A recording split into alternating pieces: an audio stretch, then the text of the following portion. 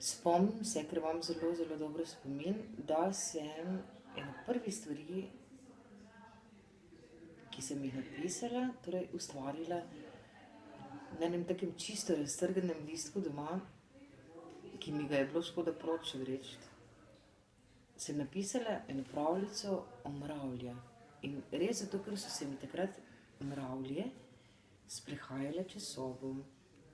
Moja soba pa leži torej, v hiši, ki stoji na zelo, zelo močnih, večstoletnih drevesnih koreninah. In je čisto logično in naravno, da so si potem mravlje tam utrli svojo pot. Takrat. Potem se mi je pa vse skupaj začelo čisto dogajati. Nimam nekega časovnega zaznamka, kdaj točno. Ampak zdaj, ko vidim, kako se vse v meni suče in odvija, bom rekla, da imam to od nekaj nekdaj, ampak sem pač morala veliko vode popiti, da mi je to prineslo na površje. Ja, bil je to star pajek, ne? Ki je dejansko vrač, poglavar te gozdne skupnosti, ki ji pripadajo vsi ti žužki. In tudi ta, ki potem na koncu poda sporočilo, ne, ki je malce pedagoško, ampak tudi vseeno zelo življenjsko. Ne. Ko se zvečeri kresnica bolj počasi in nihče naj se več ne bori z rogači. Ne.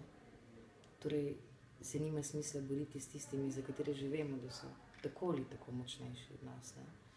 Bil je to star pajek, tudi zaradi zelo luškane ilustratorske, torej vizualne umestitve starega pajka na eno gobo s tisto njegovo palico. Ne. Zame je bil to vsekakor star pajek, ne, ker je izjemno dobro narejen, ker pa zadeva naslovne junakinje, kresničke, ne, je pa izjemno lepa.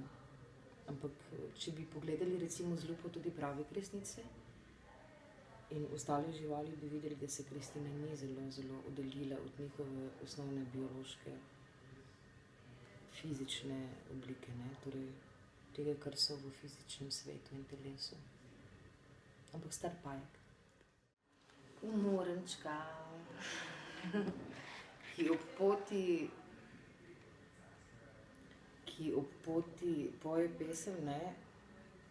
Morenček je v bistvu ta čriček, ne, ki potem v skupnosti vseh svojih sorojakinj in sorojakov, torej čričkov in čričin, poje eno najlepših pesmi, kar sem jih jaz kadarkoli slišala. Izjemno so ubrani, ne. To lahko slišite v poletnih mesecih na travnikih, ko vse tako zelo vibrira v tej njihovi usklajenosti, pa oni se ne dogovorijo. Mislim, o tem govorim, ne, da mi človeške duše potrebujemo tako zelo veliko vaj in vsega, da potem pridemo v neko stopnjo obrtne spretnosti, ne, šele potem nastane lahko umetnost, ko vse to obvladaš, oni pa to vse nosijo v sebi, sploh nikoli ne razmišljajo o tem. Človek je pa vse to, kot pravi moja zelo dobra prijateljica, kar je potreboval za preživetje, čisto osnovno preživetje, za življenje, je spremenil v biznis, ne. In vsekakor je to čriček, drugače pa moram biti čisto iskrena in povedati, ker imam pa res zelo močan stik z naravo in znotraj narave z gozdom, v katerem se dogaja pravljice, kresnice in pajkodlak, da na nek način jaz vse te živali nosim v sebi. Res? Lahko vam govorim ure in ure o tem, kako se vse zruši, recimo za mravlje, ko nekdo pride pa malo s palčko zdrega njihovo mravljišče, kaj vse to potegne za sabo, ne?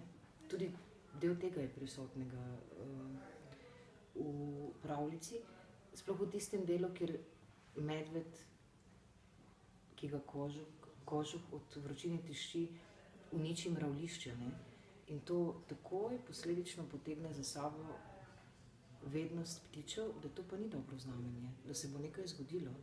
Ko ti nekaj nekje uničiš, potegne za sabo posledice. O tem pa spet znova govori dosti Svet vzhoda in to je karma, ne? čisto preprosto. Kar boste pohodili, bo mogoče spotaknilo vas.